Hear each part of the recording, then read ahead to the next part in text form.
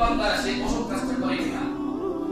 যদি করে তাহলে তার তাজকিয়াতুন নফস, নফসের যে পরিশুদ্ধতা, যে পবিত্রতা, সেটা নষ্ট হয়ে যায়।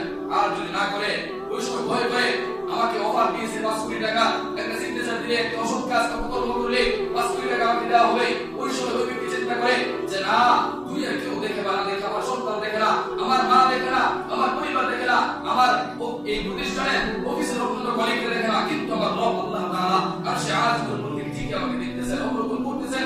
আমি সেই সিগনেচারে 5 কোটি টাকা হাতে দিয়েছি, এর জবাব আমাকে আল্লাহ তাআলা দিতে হবে। ইউহাসিবুল তাসকিয়াতুন নফস,